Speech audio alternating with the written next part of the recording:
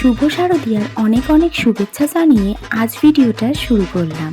দুর্গাপুজো আসার অপেক্ষায় আমরা সকলেই একটা বছর বসে থাকি।